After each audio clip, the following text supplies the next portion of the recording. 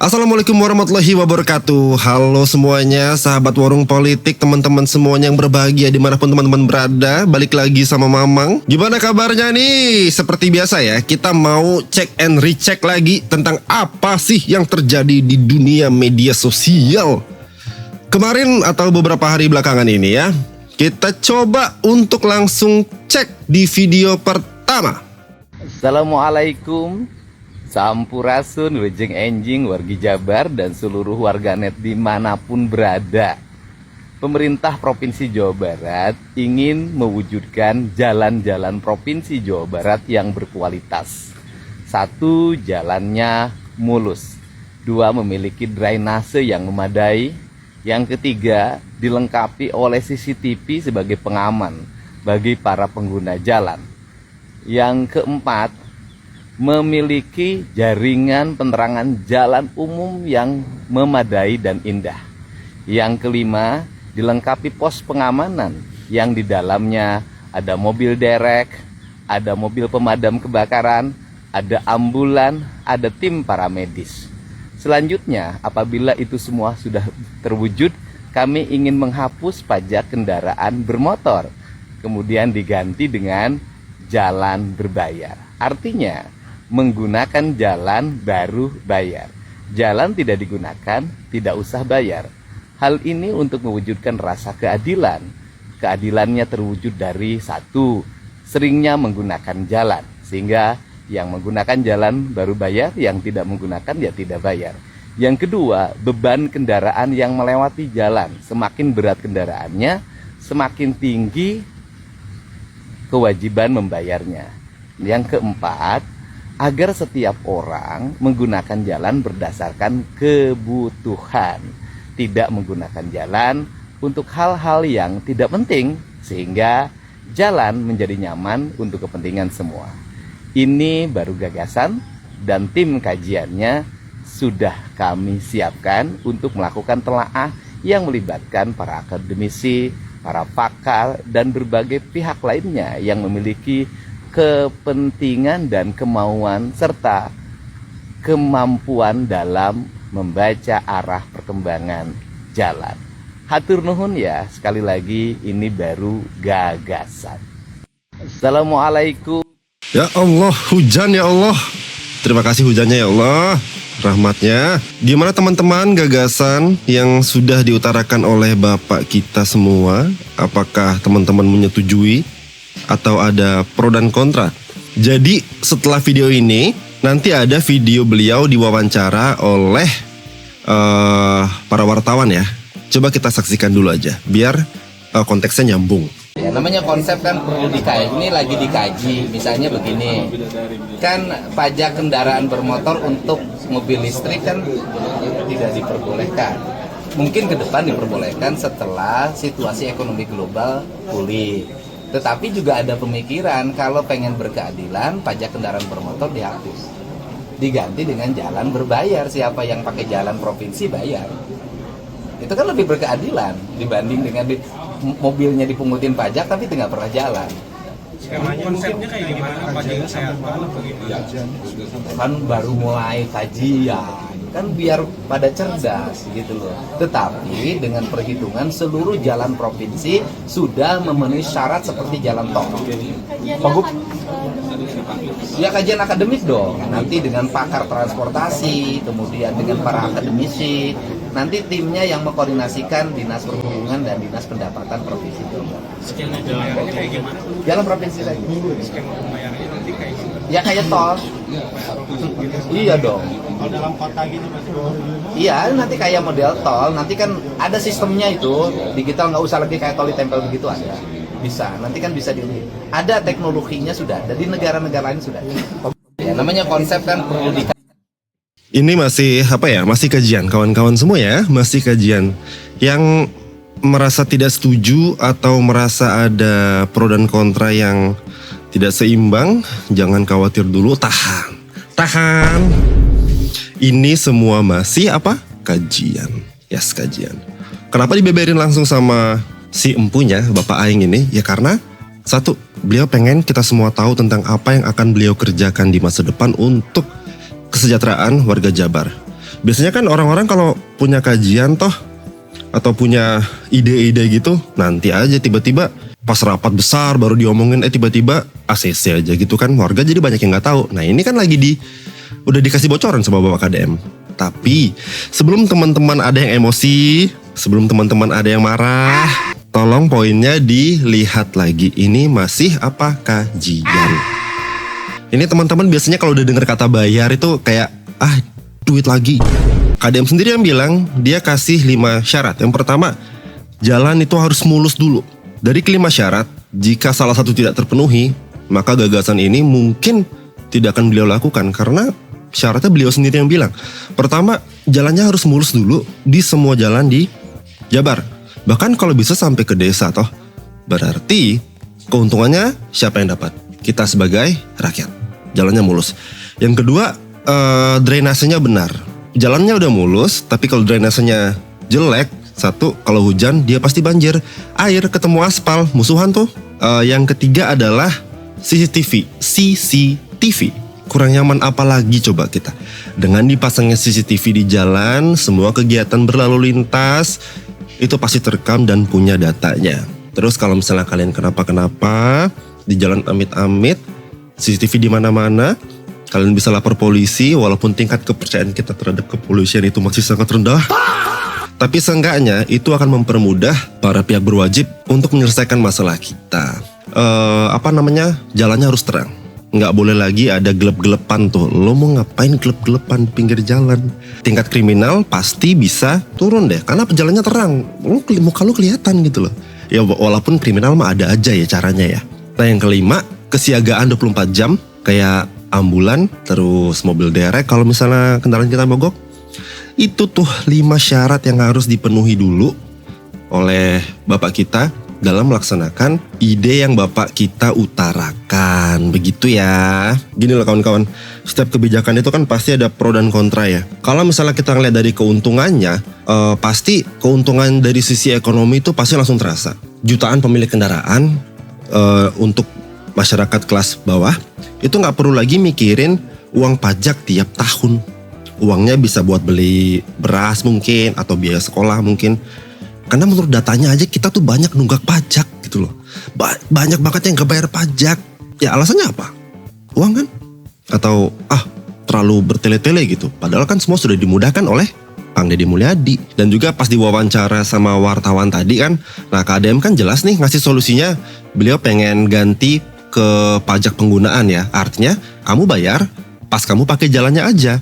Dan juga sistemnya kan udah nanti pasti pakai IT dan juga ada chipnya kan.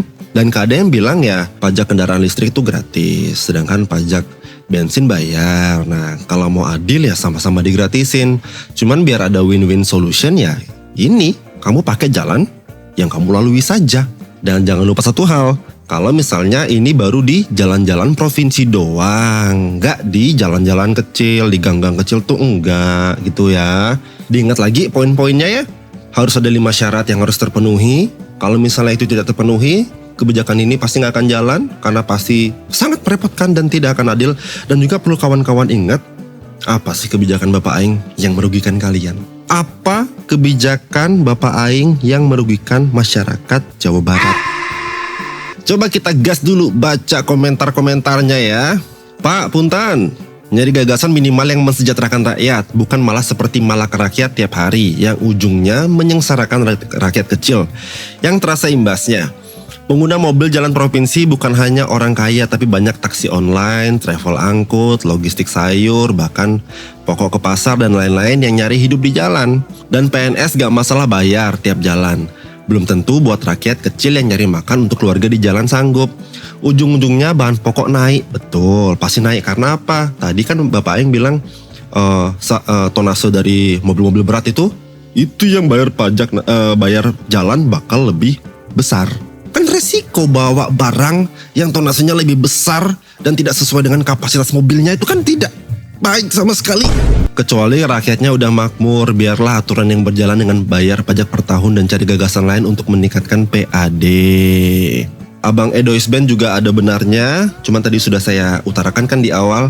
Syaratnya 5 itu harus terpenuhi. Semua jalan di Jabar terutama di jalan-jalan provinsi, udah harus kayak tol. Komentar kedua, lebih baik bikin aturan motor bisa masuk tol sama seperti pengguna jalan biar adil. Ngaco.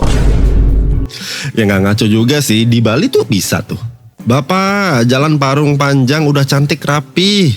Mulai dilalui truk tambang lagi pak. Tolong disikapi pak, sangat mengganggu ketenangan pengguna jalan pak. Anak sekolah, orang berangkat pulang kerja jadi merasa tidak aman. Silahkan obrolkan itu pada bupatinya. Bupatinya itu tolong. Masuk ke video ini ya kawan-kawan ya. Assalamualaikum warahmatullahi wabarakatuh. Terima kasih ya atas informasinya. Ada ketidakberuntungan yang dialami oleh saudara kita, khususnya warga dari Kabupaten Karawang, yang hari ini ingin kembali ke Indonesia karena mengalami masalah di Libya. Biasanya kalau yang bermasalah seperti ini proses pemberangkatannya bermasalah. Tetapi kami tetap akan melakukan komunikasi dengan KBRI Libya untuk memastikan keberadaan warga Jabar tersebut dan memastikan pengembaliannya kembali ke kampung halamannya. Untuk itu saya ucapkan terima kasih, mohon bersabar, kami akan menindaklanjuti apa yang disampaikan. Gila nih gubernur, segala macam urusan dihandle sama dia.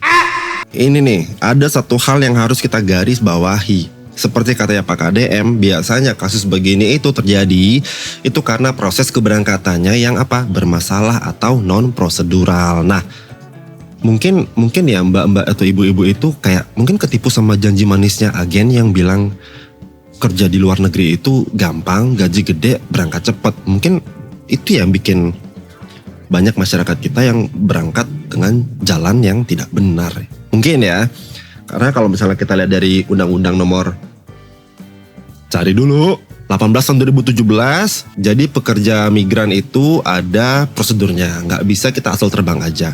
Kita harus terdaftar resmi di sistem pemerintah, punya ID, punya PMI yang jelas, dan yang paling penting visanya harus visa kerja, bukan visa kunjungan atau visa turis yang disalahgunakan, begitu ya.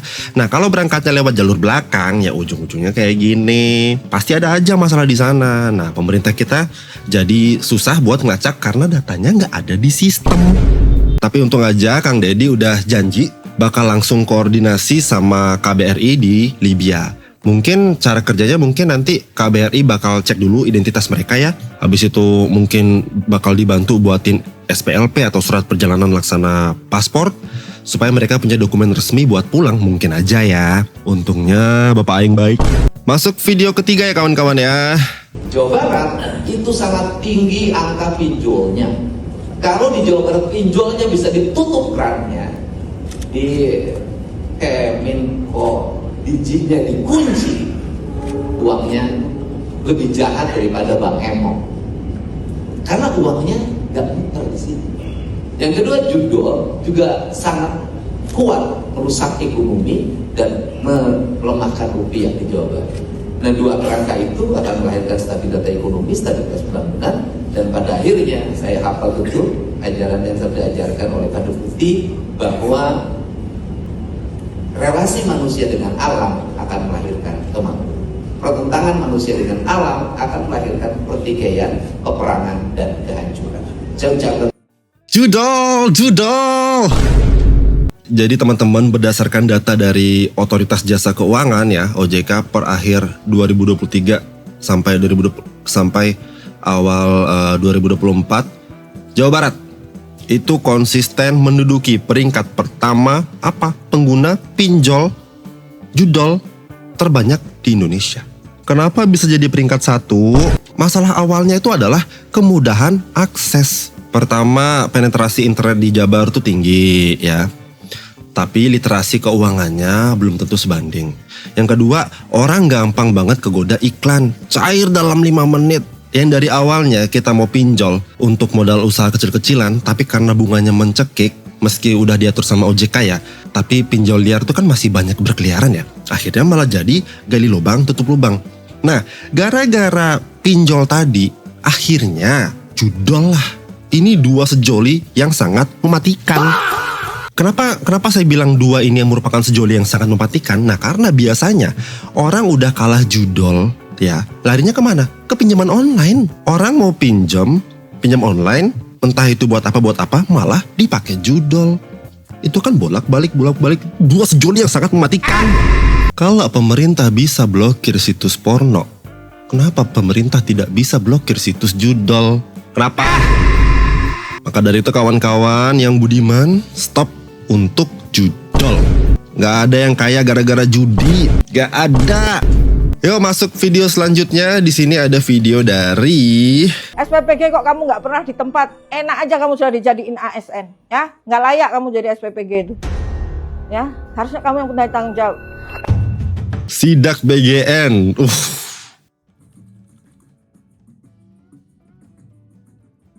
Bener nggak airnya? Nggak ada, nggak fungsi nih. Yang bener aja nih, jangan main-main kayak gini, ya. Terus ini kayak gini, masa ini ada sandal deket wastafel, sabun juga nggak ada di sini. Apaan ini kok ini aja? Ayo baru make. Ini gimana kok banyak lalat? Ini saya greget pengen komen ya, cuman nonton dulu aja yuk. Hah?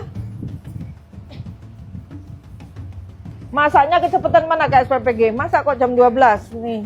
Ini kan kalau jam 12 sekarang udah mateng. Begitu mateng ini tuh hanya punya waktu 6 jam. Ini gudang kering. Ini nggak ada AC, harus pakai AC ya. Siap. Kamu tuh sudah ininya depannya kayak gitu, ini udah kecil tapi nggak ini ya. Siap. Nah ini harusnya nggak di luar. Mana ruang pendinginnya di mana? Hah? Ini kan harusnya masuk di gudang basah. Chillernya mana? Ini bukan chiller nih, showcase. Ini bukan chiller. Ini showcase. Aduh. Chiller itu buat sampel, buat bukan buat sampel, buat karena setelah dimarinasi. Ada sini kita. Nah, ini kan suhunya nggak sampai 5. Oh, ini pemorsian. Iya. Masya Allah. Ini kurang dingin ini AC-nya. Oh, saya kira tadi dapur di sini ini. Bukan remote-nya. Kalau cuma satu pemorsiannya, AC-nya satu kurang. Ruangannya aja sempit semua ini. Kok campur kayak gini, ompreng? Ini kan ompreng harus steril, ya. Ompreng ini harus letaknya steril dan di dekatnya pada pemorsian. Tapi di dekatnya sama tabung gas. Hah? Ini ompreng yang sudah tidak dipakai sisa Oh, sisa. awal kita running. Kalau nggak ada dibawa keluar, dipindahkan di tempat lain, ya. Jadi barang-barang yang sudah nggak dipakai harus dipindahkan di tempat lain, ya. Kamu tahu nggak itu? Itu kalau kamu naruh ada buah apa, uletnya itu bisa naik. Makanya itu berpotensi kenapa suka ada ulet. Itu harus pakai rak, ya. Besok kamu menunya apa? Besok itu gulai ayam, nasi, kemudian lalap timun, tempe, sama buah melon. Buah melon potong itu kan? Iya betul Ibu. Kan udah berapa kali diingatkan. Hati-hati dengan buah Iya, potong. betul. Kalau nggak terpaksa jangan pakai buah potong. Ini gas ompreng. Ini gas omprengnya, tapi berbahaya. Harusnya ada tembusan keluar, Pak. Listriknya pakai token. Udah dijeritan. Hah? Harusnya kan pakai lah. Itu harus diubah di pasca bayar. Pak. Listriknya pakai token. Udah dijeritan. Hah? Harusnya kan pakai lah. Itu harus diubah di pasca bayar. Kan tetap harus dipakai ini water heaternya. Dan ini joroknya lihat nih. Ini kayak begini nih ya. Ini cuci ompreng. Ompreng mau dipakai anak-anak tuh lihat. Kotornya kayak gitu tuh.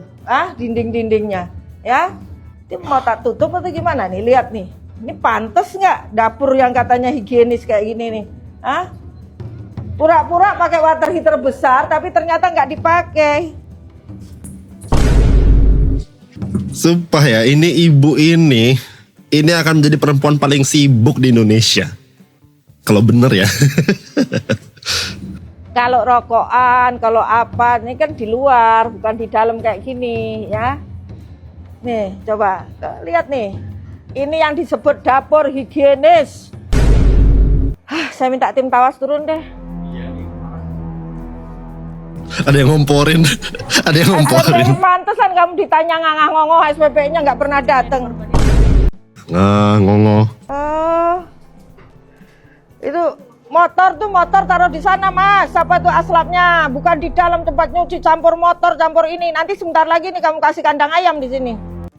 Kandang ayam. Ya. Ini berasnya malah ditaruh sini, kok nggak di gudang kering? Lah iya kan, karena semua kecil lah rumahnya. Nggak layak ini. Siapa mana aslap tuh? Ya, dua-duanya nggak ada yang tahu. Saya kasih mana lapnya aja nggak ada. Berarti lapnya nggak bener. Nggak pakai microfiber, nggak pakai kanebo. Harusnya lapnya pakai microfiber, pakai kanebo. Aneh lagi nih, apa kanebo dibawa pulang? Buat cuci motor di rumah kali, Bu. Kompreng bawa pulang ini nggak usah aneh-aneh lah sama saya kayak gitu. Nggak ada. Yang bener kamu taruh di situ, ya. SPPG kok kamu nggak pernah di tempat. Enak aja kamu sudah dijadiin ASN, ya. Nggak layak kamu jadi SPPG itu, ya. Harusnya kamu yang punya tanggung jawab. Kamu ngerti nggak kalau terjadi apa-apa itu, yang bertanggung jawab KSPPG, kamu yang jadi tersangka. Apalagi kalau kamu nggak di tempat, ya. Diubah. Kau nggak ubah, saya minta rekomendasi untuk dipindahkan kamu, ya. Oke, jadi ini adalah Ibu Nani Sudaryati atau Ibu Nani SDN, adalah Wakil Kepala Badan Gizi Nasional BGN. Aduh, ini Ibu, Bu, kalau misalnya Ibu bersedia datang dari Aceh sampai Merauke untuk ngelihat program ini, Bu, Ibu bakal darah tinggi. Banyak loh, dapur-dapur MBG yang sebenarnya tuh kayak lebih mirip dapur rumah gak sih? Makanya tadi saya bilang kan, kalau misalnya Ibu mau, Ibu akan jadi perempuan paling sibuk di Indonesia. MBG bagus kok, anak-anak makan, stunting berkurang, ya kan? Generasi-generasi tuh bakal jauh lebih bagus ke depannya. Cuman, ya itu pengelolanya aja sebenarnya. Dan apa yang Ibu kerjakan ini udah sangat bagus, sidaknya sudah sangat keren, ketegasannya luar biasa. Ya Bu, bisa ya Bu, dari Sabang sampai Merauke disidakin satu-satu ya Bu ya. Segala air bersih kagak ada. Di sebelah wastafel ada sendal. Gimana coba? Lalat banyak. Ya baca komenannya. Jam 12 malam udah mateng, pantas sampai sekolah basi. Iya Kak, untung anakku selalu tak bilangin jangan dimakan ya nak, bawa pulang saja. Soalnya berkali-kali kedapatan basi, gak layak sekali buat anak-anak. Satu ya, kita gak bisa ngejudge ini bener atau enggaknya. Cuman dari komentar ini kemungkinan ada yang seperti ini. Anakku juga gak pernah makan karena keseringan basi. Iya betul sekali, meskipun menunya tahu tempe ayam goreng, itu pun ada yang basi, entah ayamnya, tahunya, atau tempenya. Kayaknya emang sebelum diolah didiemin lama, jadi bau tetap dimasak gitu. Waduh, PR nih. Ibu izin saya sebagai pengawas gizi merasa sidak itu seharusnya dihadiri langsung oleh mitra. Setuju. Karena yang memfasilitasi SPPG adalah mitra. Kenyataan di lapangan yang saya rasakan sendiri adalah ketika kami meminta fasilitas dapur, mitra enggan memberikan atau bahkan hanya memberikan seadanya. Itu pun terkadang butuh waktu yang lama. Tuh mitra yang 6 juta sehari itu gak sih? Tapi kalau misalnya sidak, kalau jatuhnya itu sidak, kan sidak itu kan dadakan ya. Kalau misalnya menghubungi mitranya udah ini dong. Guys, kita akan disidak. Ya udah ada prepare dong. Ya nggak sih? Logikanya kesana nggak sih? Nah kalau pengen lebih kerja keras lagi, mitranya didatengin gitu. Ditelepon, didatengin. Ada yang mau ketemu nih, gini. Ternyata siapa? Ibu Nani. Kena kau mitra? MBG itu program penghamburan anggaran. Waduh. Yang dimarahin mitra yayasan Bu, SPPL mulu. Lah kan penanggung jawabnya dapur SPPI, bos kepala SPPI. Kalau ngerti dapurnya kayak gitu ya harusnya rajin lapor minta perbaikan ke mitra. Udah gak usah kerja SPPG kalau capek. Apakah ada sistem pengaduan untuk hal-hal seperti ini kawan-kawan? Coba saya mau tanya dulu deh, adakah sistem pengaduannya kalian sebagai pekerja yang merasa kerja di bagian sini tapi dapurnya tidak bagus atau tidak difasilitasi? Apakah ada sistem pengaduan dan Kalau memang ada, apakah gercep? Coba kita cek dulu. Kawan-kawan aja ngecek ya. Habis itu komen di bawah. Oke, sahabat Warung Politik, mungkin itu aja ya yang lagi hangat di media sosial sekarang. Sebenarnya banyak juga sih, kayak kemarin sepak bola Boboto sama Persija. Cuman saya merasa kapasitas saya dalam bermain bola itu jelek, jadi saya nggak berani komentar. Itu aja sih sebenarnya, saya nggak bisa main bola. Main mah bisa gitu loh, cuman saya ngerasa kurang pantas aja untuk ngomongin bola begitu. Terima kasih yang sudah menonton video ini sampai selesai. Jangan lupa untuk subscribe, like, and share video ini. Sehat-sehat semuanya. Wassalamualaikum warahmatullahi wabarakatuh.